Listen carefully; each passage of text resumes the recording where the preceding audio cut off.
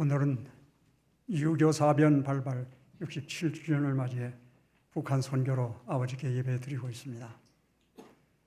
분단으로 인한 상처가 치유되고 또 남과 북이 화해하고 더 나아가서는 평화의 통일이 이룩되기를 염원하는 마음으로 하나님께 예배드리고 있습니다.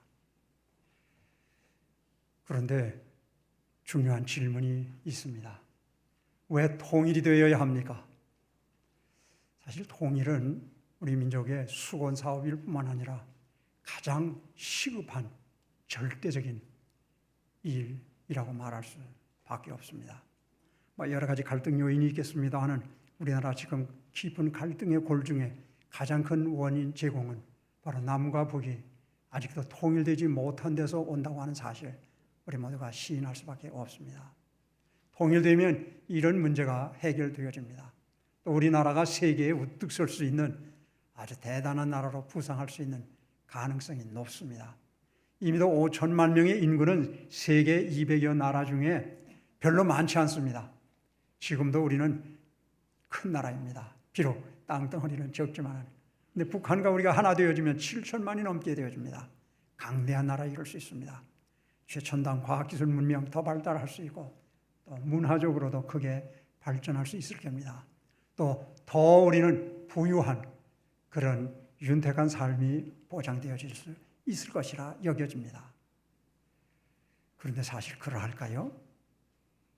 6.25 나던 그때 저는 초등학교 4학년이었습니다. 저는 피난 나가다가 청담동 갔을 때 그 앞에 관악산에 이미 인민군들이 와서 이쪽을 향해서 계속 사격을 가하기 때문에 더 이상 피난을 나가지 못해 서울에서 그 기간을 보냈었기 때문에 북한의 실상을 어느 정도 몸으로 체험했다고 말할 수 있습니다. 근데 그때는 우리 민족의 수건 사업이 배 좀 불러봤으면 좋겠다, 좀 실컷 먹고 좀 부유한 삶을 살았으면 좋겠다, 그랬었습니다. 거기에 비하면 오늘은 우리는 세계적인 수준의 모든 것을 누리고 있습니다. 근데 그때에 비해서 지금이 행복하냐? 어떻습니까? 연세 높은 분들은 다 과거와 지금을 비교하실 수 있을 겁니다. 그때는 가정이 깨진다 하는 말은 들어볼 수가 없었던 시대였습니다. 자기 인생을 자기 스스로가 포기한다, 더욱이 목숨을 끊는다, 더더군다나 청년들까지, 이건 상상이 되지 않았던, 만약 나이 그의 형편불문하고 누가 자살했다 하면 이건 큰 사회적인 문제가 되었던 그 시절이었습니다. 근데 요즘 이렇게 잘 사는데 지금 우리의 삶은 곤고합니다. 갈등의 골만 깊어가고 있습니다. 행복하지를 않습니다. 오히려 우리는 쫓기는 삶 속에서 더 고통을 당하고 있습니다. 통일되면 외적으로는 강대한 나라, 세계적인 영향력 미칠 수 있을 것 같지만은 실제적인 우리의 삶은 더 통탄할 사람들이 많을 수밖에 없는 것이 오늘 우리의 현실입니다. 그렇다면 왜 통일을 해야만 합니까? 왜 북한 선교주의를 우리가 지켜야 한다는 말입니까? 단 한 가지 이유입니다. 오직 하나님의 영광을 위해 우리 한 사람 한 사람이 이 땅에 태어나 살고 있는 이 모든 것들이, 그리고 대한민국이라고 하는 이 국가를 이 한반도에 자리 잡게 해주신 바로 그분은 하나님이십니다. 우리를 통해 영광 받기를 기대하고 계시는 분이십니다. 오직 하나님의 영광을 위해 우리가 북한 동포들을 사랑하고 우리가 북한과 우리가 주 안에 평화로 통일되어지는 이 목표를 향해 나아가고 이 일을 이루기 위해 힘써 나갈 때 우리 북한 선교 그리고 우리 민족 국가의 통일은 다대한 큰 의미 있게 되어집니다. 근데 사실 북한 선교주의를 지킨다 하지만은 이게 가슴에 닿습니까? 이것이 현실적으로 이게 가능이나 한 일입니까? 이거 뜬구름을 잡는 이 허망한 그저 표에 그치는 일이 아닙니까? 22여 년 전 일입니다. 저희 노량진 교회에 원로 목사님이신 류민시 목사님께서 북한에서 목회를 하셨는데 그때 청년이 그 가족과 함께 탈북했다는 사실이 매스컴을 통해서 모든 우리 사람들에게 큰 감동을 주었었습니다. 그분을 만났습니다. 근데 그 따님 중에 이미 결혼을 했는데 남편이 나만 안 따라가겠다 해서 혼자 온 분이 있습니다. 근데 이분에게 우리 목사님께서 물으셨습니다. 얘야, 너 북한에서 너희 부모님이 신앙생활 하는 것 알았냐? 아니, 몰랐습니다. 아니, 찬송 부르거나 기도하는 건 못 봤니? 예, 못 봤습니다. 그러면 아버지 어머니가 예수 믿는다는 사실을 언제 알았냐? 강을 건너 국경을 넘은 밤 아버지께서 기도하시는 모습을 보고 그때 비로소 우리 아버지, 우리 어머니 예수님을 믿는 분이로구나 알았습니다. 요즘은 세월이 많이 지나서 북한 형편이 좀 나아졌을까요? 오히려 더 어려운 지경에 이르는 것 우리 모두가 다 잘 알고 있습니다.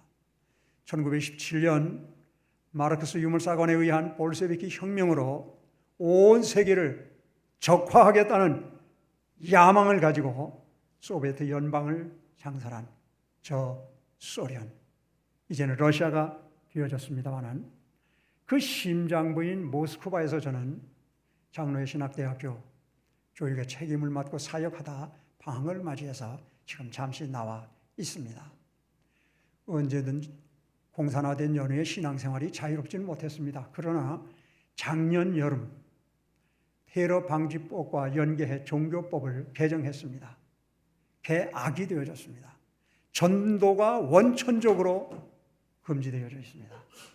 집에 친척이 찾아와도 그들과 함께 예배드리면 발각될 때 체포당합니다.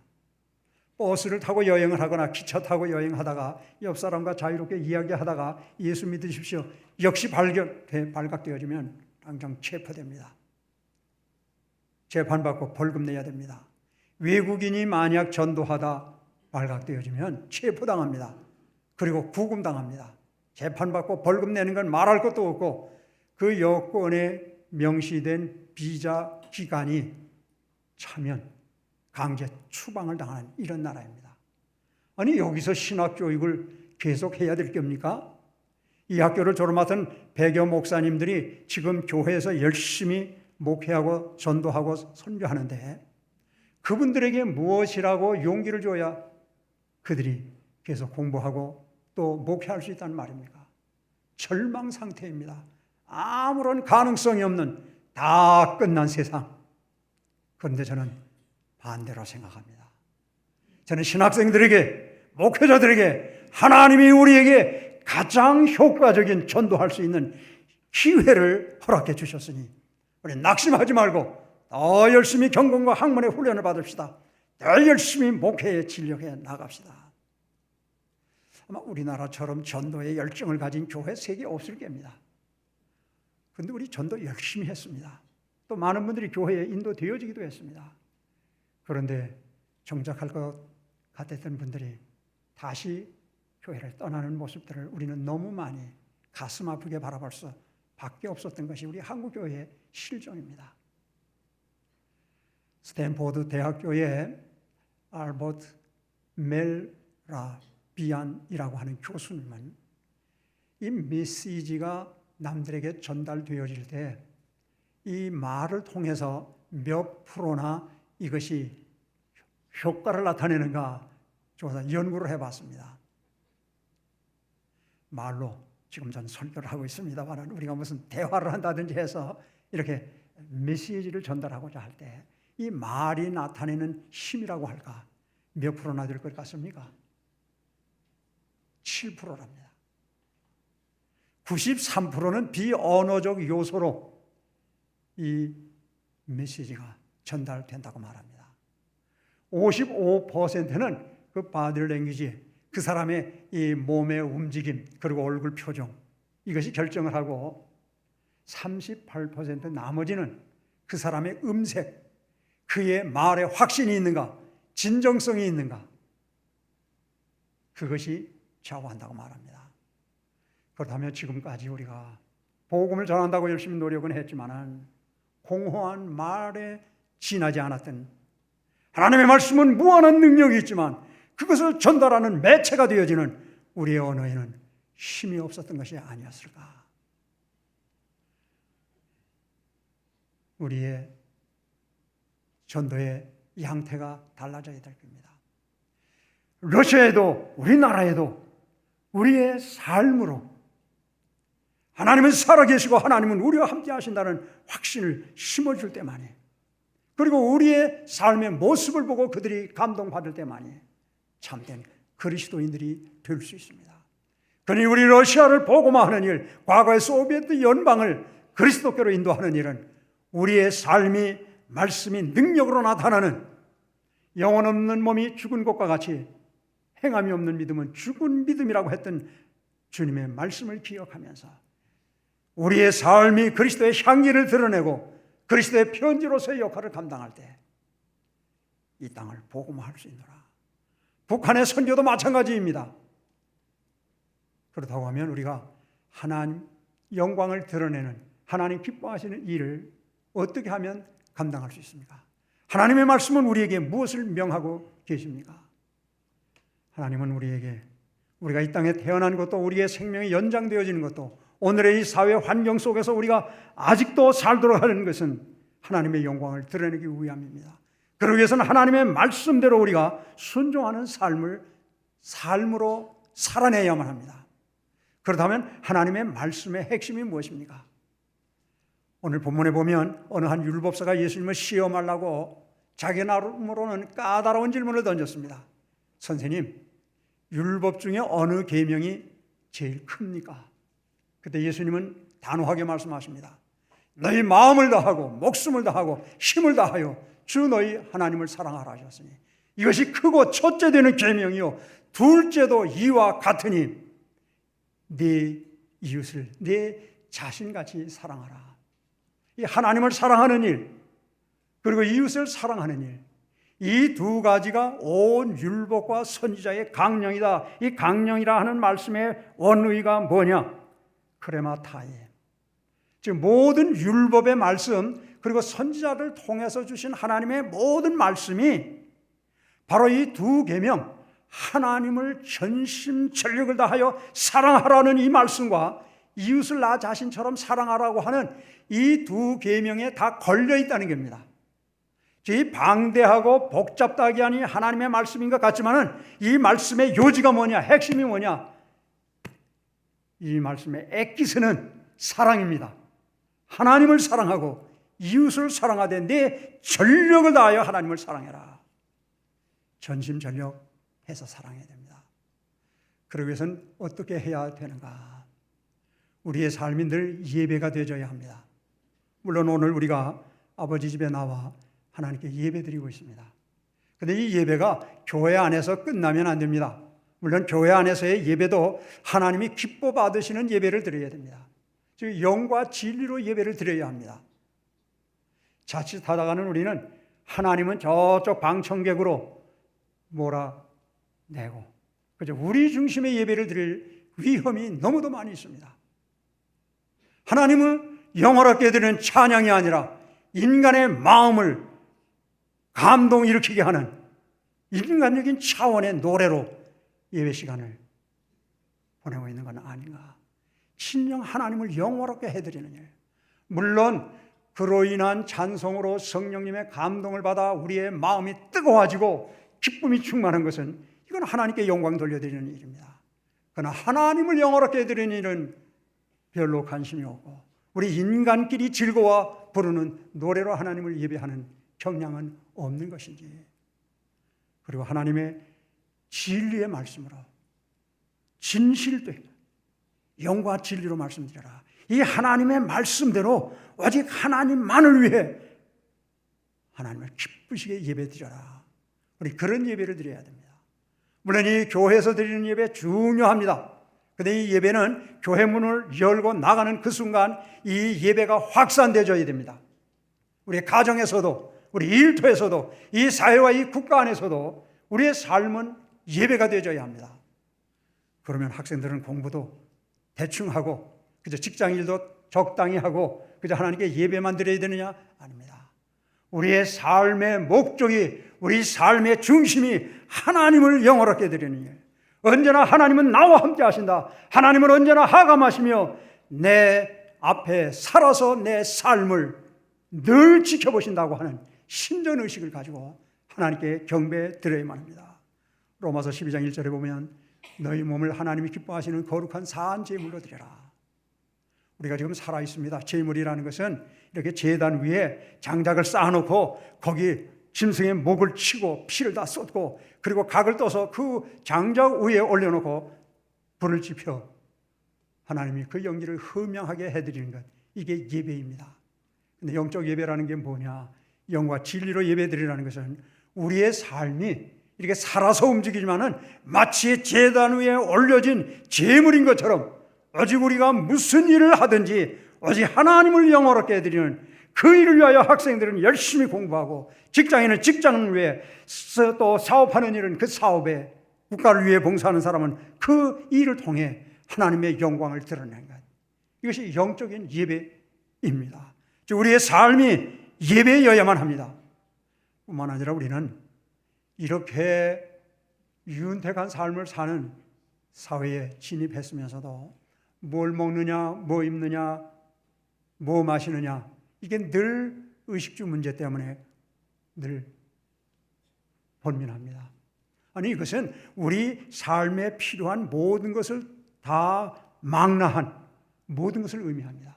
우리 그것들 때문에 늘 전전긍긍하고 예배드리면서도 생각은 걱정, 근심 있을 위험이 너무도 많이 있습니다. 그런데 우리 주님 그렇게 말씀하셨습니다. 너희는 무엇을 먹을까, 무엇 마실까, 무엇을 입을까 염려하지 말아라. 이건 다 이방인들이 구하는 것이다. 너희 하늘 아버지께서 이 모든 것이 너희에게 있어야 할 줄을 다 아신다. 그러므로 너희는 먼저 그의 나라와 그의 의를 구하라. 그리하면 이 모든 것들 먹고 마시고 입는 문제만이 아니라 내 일생을 살아가는 데 필요한 모든 것들을 다 내가 채워주리라 주님 약속하셨습니다. 이런 말씀을 굳게 믿고 오직 하나님의 영광을 위해 하나님을 사랑하는 일에 최선을 다하는 사람, 하나님 기뻐하십니다. 이 일은 그 하나님만을 영화롭게 해드리는 데서 끝나서는 그건 반쪽 신앙입니다. 그 하나님이 우리를 사랑해 주신 것을 생각하고 우리 주변 이웃의 모든 사람을 하나님이 나 사랑하신 것처럼 똑같이 사랑하신다는 이 사실을 명심하면서 우리는 이웃을 내 자신처럼 사랑해야만 합니다. 늘 남을 배려해야 되고 남에게 대해 관심을 가져야 되고 내 말이나 행동 때문에 누가 상처받지 아니할까, 우리는 늘 조심성 있는 언행을 해야만 합니다. 뿐만 아니라 우리 주님은 인자가 온 것은 섬김을 받으려 함이 아니라 도리어 섬기려 하고 자기 목숨을 많은 사람의 대속물로 주려 함이니라. 주님은 우리를 위해, 나를 위해 죽어주기 위해 이 땅에 오셔서 당신의 생명을 십자가에 내놓으셨습니다. 아니 하나님이 어떻게 인간이 되신다는 말씀입니까? 그런데도 우리를 구원해 주시기 위해 우리를 지극히 사랑하셔서 하나밖에 없는 독생자 예수 그리스도를 인간의 몸을 입혀 이 땅에 보내주셨습니다. 우리는 죄로 인해 영원히 죽을 수밖에 없었고 우리는 낙담하고 한탄하며 살아갈 수밖에 없는 인생의 삶 속에 하나님 나라의 소망을 바라보고 하나님이 나와 함께 하신다는 임마누엘 신앙을 가지고 힘있게 살아가게 하시고자 우리 죄짐 대신 십자가에서 처참하게 그 죄를 걸머지시고 죽으심으로 우리 사랑하심을 입증하셨고 사흘 만에 부활 승천하셔서 우리 있을 것을 예비하시는, 그리고 지금도 우리를 위해 중보 기도해 주시는 이 사랑을 생각할 때 나만을 사랑하신 게 아니라 내 주위에 함께 살아가는 이웃들도 그들을 위해서도 주님 그러하셨음을 기억하면서 그들 한 사람 한 사람 사랑하는 것. 잠언 기자가 그런 말했습니다. 사람이 여호와를 기쁘시게 하면 그 사람의 원수라도 그와 더불어 화목하게 하시느니라. 우리나라의 갈등이 너무나 다양하고 깊습니다. 이 문제의 해결 방법, 인간의 힘으로서는 부족합니다. 하나님이 간섭해 주셔야만 합니다. 우리가 하나님을 기쁘시게만 한다고 하면 하나님이 우리의 원수들까지도 화목하게 만들어주시는 절대자이심을 우리가 기억해야만 합니다. 우리가 진정으로 전심전력을 다하여 내 목숨을 걸고 하나님을 사랑하고 이웃을 내 몸처럼 사랑한다고 하면 하나님은 북한 복음화되는 일, 통일 다 이루어 주실 겁니다. 우리가 북한을 생각하면 저도 이 말씀을 준비하면서 북한 선교 말로는 가능한데 현실적으로는 불가능한 일인데 무슨 메시지를 전해야 될까 오랫동안 고심하고 기도하고 또 인터넷도 찾아보면서 북한의 오늘의 실정이 어떠한가. 근데 마침 SK경영경제연구원에서 2015년 12월 18일 북한 연구 학회를 개최했었습니다. 그리고 결과를 인터넷에 올렸습니다. 저는 그 내용을 보고 이거 과장된 거 아니야? 누가 장난으로 또 이렇게 글을 올린 거 아니야? 저는 의심했었습니다. 근데 그 밑에 이연훈 연구원 입력 그리고 2015년 12월 27일 거기다 자기를 밝혔습니다. 그 요점은 이런 내용입니다. 북한 경제는 계획 경제 복원을 시도하기 어려운 돌이킬 수 없는 경로로 진입했다. 국내 총생산 GDP 무역이 차지하는 비중이 50%에 다다르노라.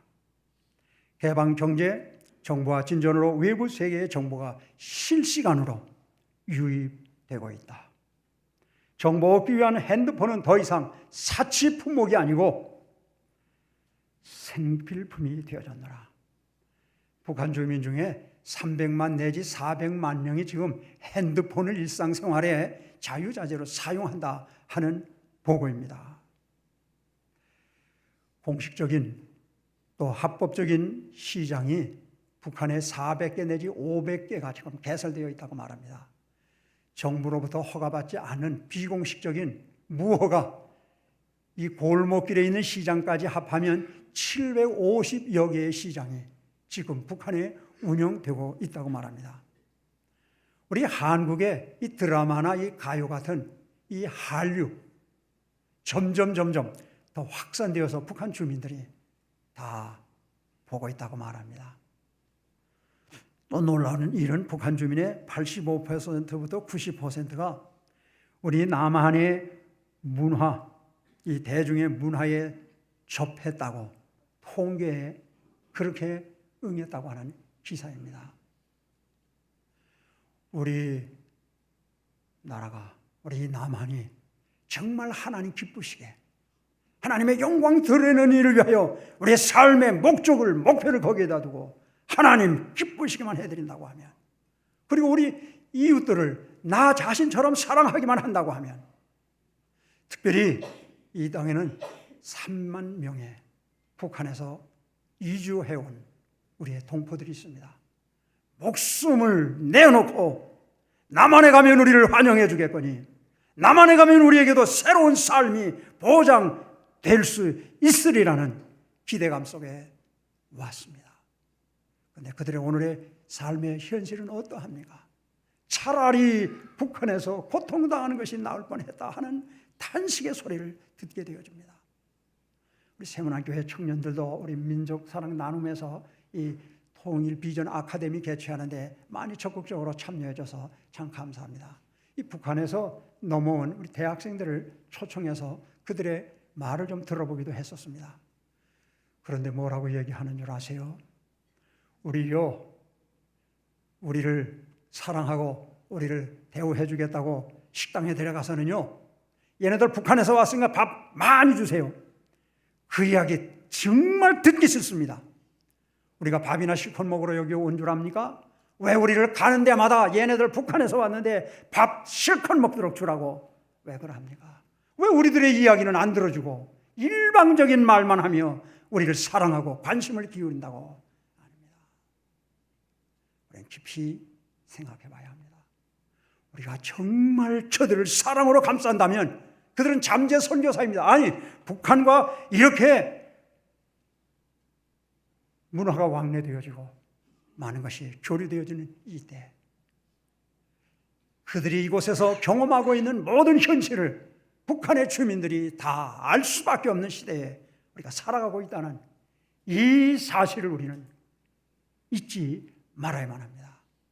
그들은 북한에 더없이 크게 기여할 수 있는 잠재적 선교사로서 하나님이 미리 보내주셨습니다. 아니, 우리가 저들을 진정으로 사랑하고 우리가 하나님을 영원하게 해드리고 진정 우리 이웃들을 내 자신처럼 서로가 사랑하는 나라, 그래서 갈등이 해소되는 나라가 되어진다고 하면 하나님이 기뻐하셔서 하나님이 극적인 통일을 우리나라에게도 허락해 주실 것입니다. 하나님은 살아계십니다. 하나님은 사랑이십니다. 하나님은 우리나라를 주목하십니다.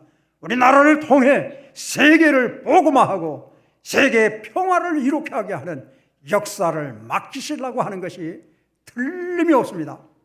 우리는 지정학적 요충지에 살기 때문에 강대한 나라 그 틈새에서 고래 싸움에 새우등 터진다고 우리는 한탄하는 경우가 있습니다. 아닙니다.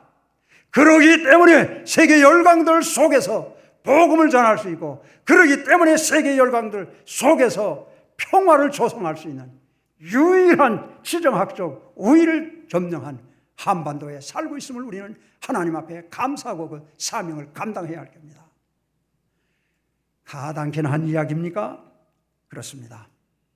마가복음 9장 23절에 보면 할 수 있거든이 무슨 말이냐? 믿는 자에게는 능치 못할 일이 없느니라. 우리 주님 선언이십니다. 주님이 우리에게 명령하십니다. 믿는 자에게는 능히 하지 못할 일이 없느니라. 사도 바울은 빌립보에 보낸 편지 4장 13절에서 내게 능력 주시는 자 안에서 내가 모든 일을 할 수 있느니라. 그 신앙 고백을 우리는 나의 신앙 고백으로 받아야만 합니다. 여호와께서 스룹바벨에게 하신 말씀이 이러하니라. 만군의 여호와께서 말씀하시되 이는 힘으로 되지 아니하고 능으로 되지 아니하나 오직 나의 영으로 되느니라. 큰 산아, 네가 누구냐? 네가 무엇이냐? 네가 스룹바벨 앞에서 평지가 되리라.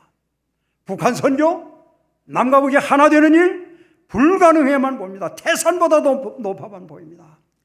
그러나 여호와 하나님이 우리를 어여삐 보시는 그날 큰 산도 평지처럼 낮아지게 하셔서 남과 북이 자유로이 왕래 그리고 복음을 전하는 것뿐만이 아니라 통일의 그날을 독촉해 하나님이 이루어 주셔서 온 세계 그리스도 안에서 복음으로 평화로 크게 영향력을 미치도록 우리나라를 사랑하시고 우리나라를 주목하시고 하나님 기대하신다는 사실을 다시 한번 깊이 기억하며 우리 하나님의 거룩하신 뜻을 찾으며 하나님 기뻐하는 일을 위해 최선 다할 것을 결단하는 이 주일 되시기를 주님의 이름으로 축원합니다.